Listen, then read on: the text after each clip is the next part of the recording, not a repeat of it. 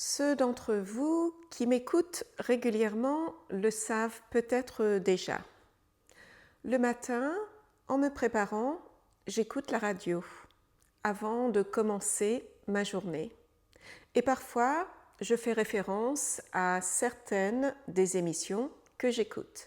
Aujourd'hui, je vous propose d'écouter avec vous, de suivre avec vous un petit passage, un petit morceau d'une de ces émissions.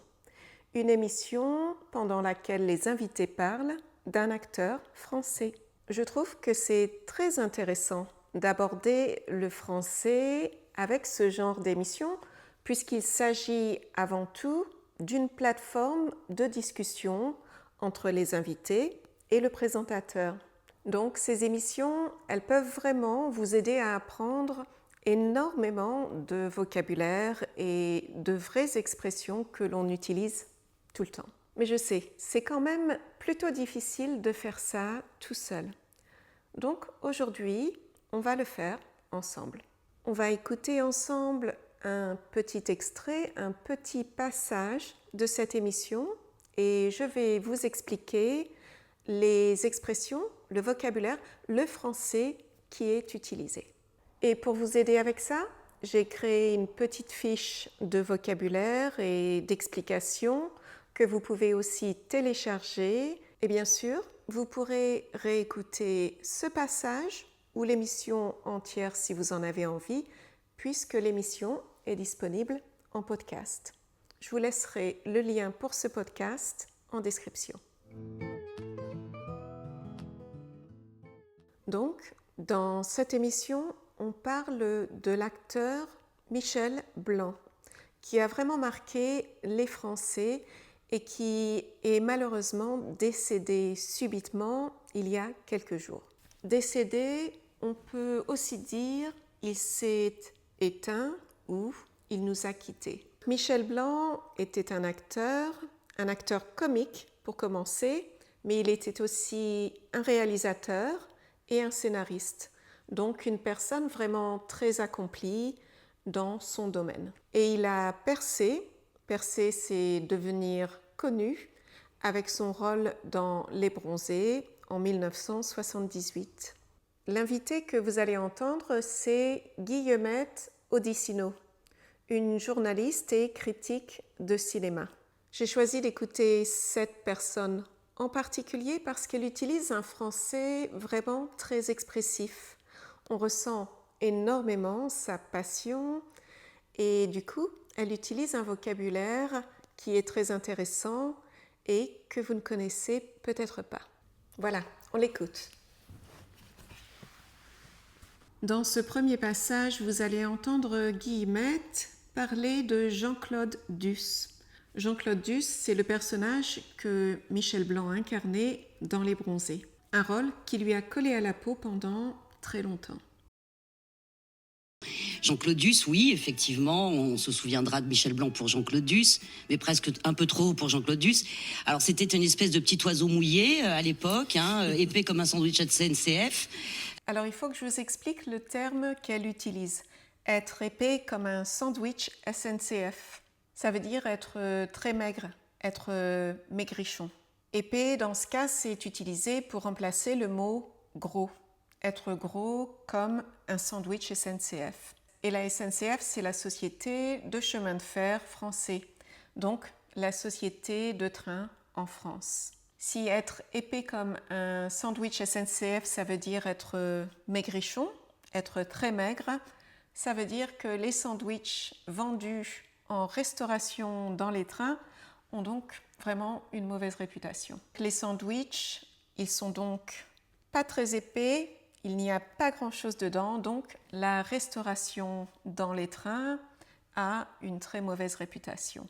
Donc, être épais comme un sandwich SNCF, c'est une expression que l'on utilise pour parler de quelqu'un qui est très maigre, trop maigre, quelqu'un qui est maigrichon. Alors c'était une espèce de petit oiseau mouillé à l'époque, épais comme un sandwich à CNCF, qui voulait tellement conclure avec les femmes. Bon résultat, il a fini par conclure, on est bien triste. Et tout d'un coup, le corps a changé. C'est comme s'il y avait eu une métamorphose. Il s'est épaissi. La moustache a disparu, la boule a été complètement à zéro. Il a pris du muscle, une espèce comme ça d'épaisseur, mais même d'épaisseur un peu noire. Il s'est épaissi, la moustache a disparu. Guillemette décrit une transformation dans le physique de l'acteur. Un homme qui était à ses débuts, un homme maigrichon, pas très séduisant, un petit peu chauve. Elle utilise l'expression « il s'est épaissi ». Il s'est épaissi, ça veut dire il a grossi, il a pris un peu de poids. Ça ne veut pas dire qu'il est devenu gros, ça veut dire qu'il est devenu moins maigre. On peut aussi dire qu'il s'est remplumé. Donc s'épaissir, c'est plutôt une bonne chose. Et la boule à zéro, ça veut dire ne plus du tout avoir de cheveux. Donc s'être complètement rasé. Puisqu'au début, Michel Blanc souffrait d'une calvitie, c'est-à-dire qu'il commençait à perdre ses cheveux, mais il lui restait encore pas mal de cheveux autour de sa tête. C'est comme s'il y avait eu une métamorphose. Il s'est épaissi, la moustache a disparu, la boule a été complètement à zéro. Il a pris du muscle, une espèce comme ça d'épaisseur, mais même d'épaisseur un peu noire, un peu mélancolique. Bon, qui déjà était un peu caché derrière Duss, et il s'est mis non seulement à réaliser des films, mais aussi à jouer des rôles incroyablement dramatiques, incroyablement noirs. Alors, on va pas faire, mais c'est vraiment, je l'ai sur le bout de la langue, le noir et blanc, mais... et par exemple, quand tout d'un coup, il est Monsieur Hir, donc adaptation de Simenon. Donc, Guillemette dit ici, et tout d'un coup, il est devenu Monsieur Hir. Monsieur Hir, c'est le rôle qu'il a joué dans le film du même nom, Monsieur Hir. Et elle utilise l'expression « tout d'un coup » pour souligner une transition très rapide. Tout d'un coup, all of a sudden. Une transition très rapide entre des rôles de comédie et des rôles plus sérieux, plus noirs, plus dramatiques. Quand tout d'un coup, il est Monsieur Hir, donc adaptation de Simenon, c'est-à-dire ce type follement amoureux et en même temps victime de la foule, victime de la haine, il est absolument mais bouleversant. Dans l'exercice de l'État, où il chope enfin un César, il fait une performance de serviteur de la République. Parce qu'il est, vous savez, il est assistant du ministre des Transports et directeur de cabinet. Et tout d'un coup, c'est l'incarnation justement du service de l'État, l'incarnation de l'homme qui croit à l'humanité. L'exercice de l'État, c'est le nom d'un autre film de Michel Blanc. Et vous avez peut-être entendu le verbe choper. Choper, c'est un verbe familier qui veut dire attraper. Il a chopé un César, donc le rôle dans ce film lui a permis de gagner un César, de recevoir un prix, un César. Il a remporté un César. Le César, c'est une récompense cinématographique française, donc un prix qui récompense les productions françaises, les meilleures productions françaises. Vous avez les Oscars et nous, on a les Césars. Et directeur de cabinet, et tout d'un coup, c'est l'incarnation justement du service de l'État, l'incarnation de l'homme qui croit à l'humanité et à la force de sa charge politique et tout. Enfin, en fait, c'était un acteur et même un homme très surprenant, Michel Blanc. Et vers la fin, il a développé quelque chose de bouleversant. C'est une tendresse folle. Donc, vous avez peut-être compris que Guillemette parle de l'acteur et de l'homme. Une personne surprenante par son talent, mais où l'acteur et l'homme, qu'il était dans la vraie vie, sont un petit peu mélangés. Je me suis aussi arrêtée ici pour souligner comment Guillemette dit quelque chose. Et vers la fin, il a développé quelque chose de bouleversant. Elle dit quelque chose, quelque chose, quelque chose, quelque chose. Et je vous ai déjà parlé de cette habitude qu'ont les Français de raccourcir ce qu'ils disent, d'avaler certains de leurs mots, certaines syllabes dans cet épisode. Et je vous mettrai le lien en description également si vous voulez revoir.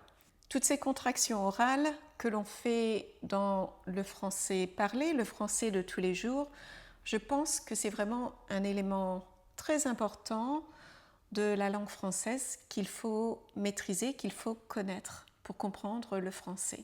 Et vers la fin, il a développé quelque chose de bouleversant. C'est une tendresse folle. Et tous les films qu'il a fait vers la fin, le filmait toujours comme un type doux en mal d'amour. Alors, c'était plus du tout le Jean-Claude Duss un peu ridicule. C'était celui qui, en fait, avait abdiqué. Et soudainement, l'amour lui tombait sur la gueule.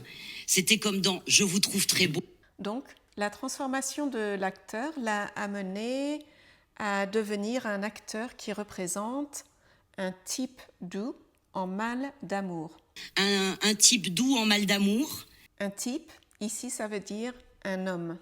Un type, c'est le langage familier pour décrire un homme. Ce type là-bas, cet homme là-bas. Un type, un mec, un homme. Et Guillemette utilise aussi l'expression « ça lui est tombé sur la gueule ». Et soudainement, l'amour lui tombait sur la gueule. Ça lui est tombé sur la gueule ou ça lui est tombé sur la tête. Ça lui est tombé dessus. C'est une expression plutôt très familière qui veut dire que quelque chose vous arrive sans prévenir. Quelque chose se passe soudainement sans prévenir. Et la gueule, c'est un mot très familier quand il est utilisé dans ce sens. Dans ce sens, ça veut dire le visage d'une personne. Mais dans son sens propre, la gueule, c'est un mot qui est utilisé pour les animaux, pour la partie de la bouche et du nez d'un animal. Donc par exemple, la gueule d'un chien. Mais on utilise très souvent la gueule pour décrire le visage ou l'expression d'une personne. Et c'est assez souvent dans un sens plutôt péjoratif. Tu as vu la gueule qu'il faisait ou « il a une drôle de gueule ». Par contre, on pourra dire d'un enfant ou d'un bébé « oh, il a une belle petite gueule ». Et dans ce cas-là, c'est vraiment positif. Ça veut dire « oh, il est très mignon, il a une belle petite gueule ». Mais dans le contexte d'aujourd'hui, quand quelque chose tombe sur la gueule de quelqu'un, c'est du français très familier qui veut dire que quelque chose est arrivé à quelqu'un avec un élément de surprise. Et cette chose n'est généralement pas très agréable. Un type doux en mal d'amour. Alors, c'était plus du tout le Jean-Claude Duss un peu ridicule. C'était celui qui, en fait, avait abdiqué. Et soudainement, l'amour lui tombait sur la gueule. C'était comme dans « Je vous trouve très beau » d'Isabelle Mergo. D'abord, vraiment merci Isabelle Mergo. Faire un film avec Michel Blanc qui s'appelle « Je vous trouve très beau », c'était en soi une merveille. Et c'est vrai qu'il était beau là-dedans et qu'il jouait un paysan. On avait l'impression que c'était L'amour est dans le pré, mais bien avant que l'émission existe. Et c'était un type qui n'attendait pas l'amour, et l'amour lui tombait dessus, comme une jolie grêle de printemps. Donc, c'est l'amour qui lui est tombé sur la gueule. L'amour lui est tombé dessus comme une jolie grêle de printemps. Donc, ce n'était pas forcément quelque chose de très agréable pour commencer, mais je pense que ça l'est devenu. Donc, Je vous trouve très beau, c'est le titre d'un autre film dans lequel Michel Blanc joue. Et il y joue le rôle d'un paysan qui perd sa femme et qui va essayer de retrouver l'amour, ou plutôt une autre femme. L'amour, c'est peut-être pas ce qu'il recherche pour commencer. Dans le dernier film, je crois qu'on va l'avoir au téléphone tout à l'heure, dans le dernier film de Jean-Pierre Améris. Marilyn et son juge. Marilyn et son juge, il jouait un juge incapable de déclarer son amour à une femme et qui finissait par réussir à lui déclarer. Et c'était en fait bouleversant. On se disait « Ah, Michel Blanc a trouvé enfin l'amour ». Et c'était tellement tendre. En fait, c'était vraiment un acteur beaucoup plus complet et beaucoup plus splendide que ce qu'il avait fait au Splendide. Donc, ce que Guillemette dit là, c'est que dans son dernier rôle, l'acteur joue d'une façon splendide le rôle d'un homme qui a enfin trouvé l'amour. Et elle parle de Michel Blanc comme un acteur vraiment très complet, un acteur qui sait faire beaucoup de choses, qui est vraiment très talentueux. Vous parliez de Jean-Claude Duss, Guillemette Odissino. En vous écoutant, subitement, il me fait penser à un personnage de Michel Houellebecq. Il y a quelque chose de Houellebecquien avant l'heure chez Jean-Claude Duss. Oui, vous avez tout à fait raison. Quelque chose quelque chose du pathétique, quelque chose du pathétique sexuel, du mal en mal d'attention, un peu paumé. Donc on vient d'entendre un petit résumé du personnage que Michel Blanc a joué pendant une grande période de sa carrière, pendant les premières années de sa carrière. Un mâle en mal d'attention, c'est-à-dire un homme qui ressent un grand manque d'attention, en mal de, qui manque de, en mal d'attention. Et dans ce cas, l'attention, ça veut un petit peu dire la tendresse. Donc un homme qui recherchait une tendresse qu'il n'arrivait pas à recevoir. Et elle utilise le mot paumé. Un peu paumé, alors... Paumé, ça veut dire perdu ou qui ne trouve pas sa place. Un mec paumé, une fille un peu paumée. Ça décrit une personne qui se cherche, qui n'a pas forcément trouvé sa voie dans sa vie. Un peu paumé, alors pas paumé dans l'Occident, faut pas exagérer, je pense que le Splendide n'allait pas jusque-là, mais paumé sur des plages, paumé au massif de la Touffe, je cite, et puis paumé avec un corps dont il devait se dire que c'était un peu insuffisant.